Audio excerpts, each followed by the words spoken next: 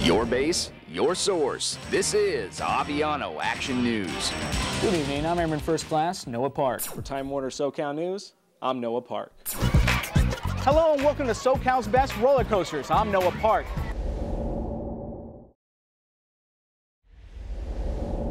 During normal training missions, pilots carry a PRC-90 radio in their survival vest.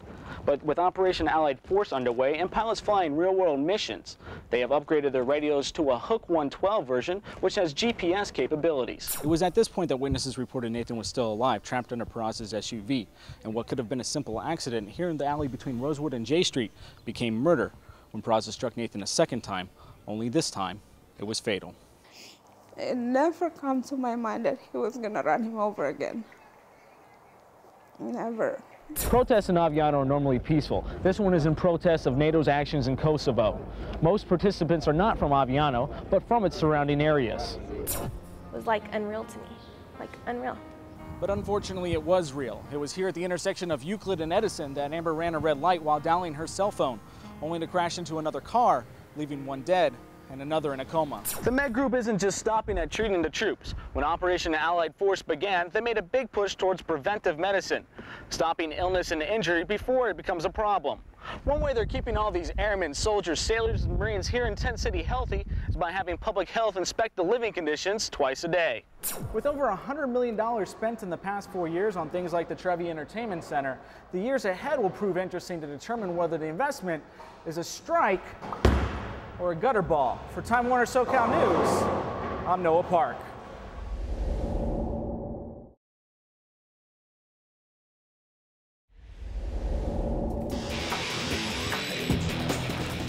Are you ready to rock, SoCal? Well, that's exactly what we have for you here on SoCal's Best Music Venue Special. We're here at the Grove of Anaheim, one of the largest music venues in Orange County, to bring you some of the funkiest, hottest, and jazziest music spots from all around the Southland. Come on, let's go inside. Well, you still look like you, but you look like you've been through hell, my friends. Well, now that I'm one of the undead, it's time to go scare. So once us monsters are all corpseified, we're ready to hit the streets, where you'll find us lurking in one of 3 scare zones spread throughout the park. How do you like the scare zones? It's great! When it comes to Cirque du Soleil shows, you can always expect acrobatics from the trampoline to straps, and Arish is really no exception. And it's really hard work. And I have one of those people that does that hard work with me right here. It's Scott. Now, how long do you train to do a show like this? Well, we've been training in Montreal since December.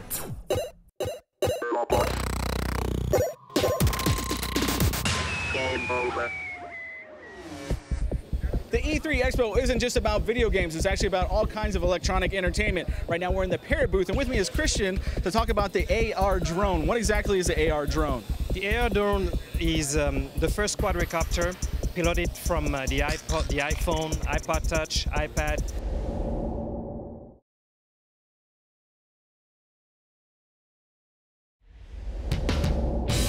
Golden Apple Comics here in Los Angeles is a mainstay for comic book geeks like me. It's a place where you can pick up the latest issue of your favorite comic book, also a chance to meet some of the best creators around.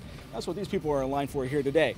Not only to meet a comic book creator, but a rock legend and guitar god, Tom Morello. Rolling Stone named you one of the 100 greatest guitarists of all times, lead guitarist for Rage Against the Machine, Audio Slave, your solo project Night Watchman, and now you're a comic book creator. How does that happen? How did you make that bridge from guitarist and rock legend into being a comic book creator? Well, I was a huge comic book fan as a kid and as a teenager, and then I put comic books down around the time that I picked up a guitar. In the X-Men franchise, you know how fans can get.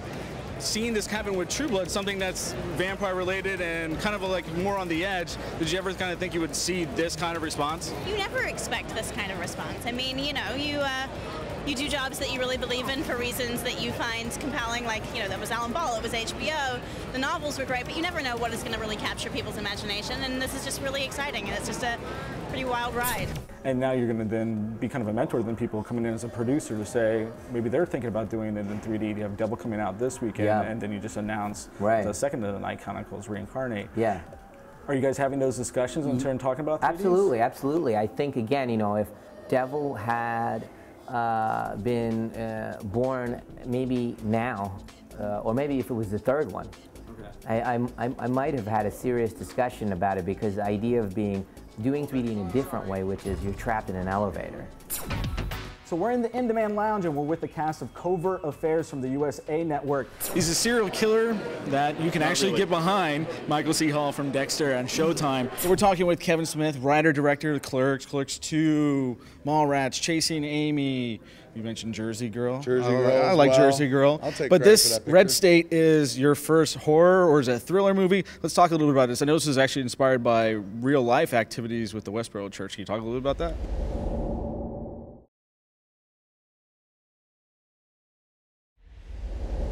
The dictionary defines ethos as the fundamental character or spirit of a culture. So what then is Project Ethos? If you're having a good time tonight, please make some noise!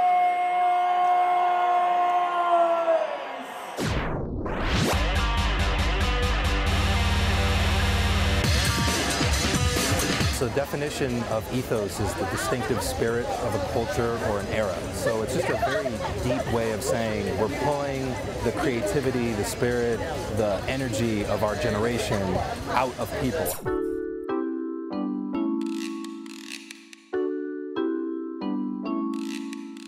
Ooh, ah, eh, ooh, ah, eh.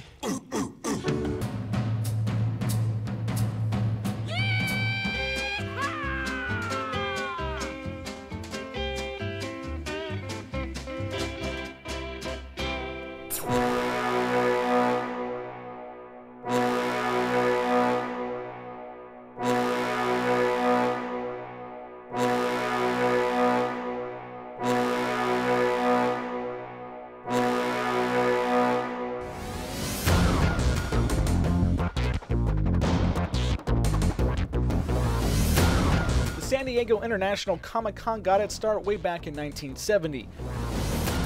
Originally called the Golden State Comic-Con with an attendance of just 300, the convention is now the largest of its kind in the Americas. Every comic book publisher is here. There's game manufacturers, there's toy companies, TV networks, and movie studios, comic book retailers, people who sell fine art. There's about 1,000 exhibitors on the floor. They take up the entire convention center, and you can literally find something that'll, I think, pique anybody's interest. So thanks to the partnership with Time Warner Cable and Who's Next, if you weren't able to make it to Club Nokia for concerts like this one, you can check it out on SoCal Channel 101 starting in September, and look for even more coverage on our video on demand. For Time Warner Cable, I'm Noah Park. I'm Noah Park. I'm Noah Park.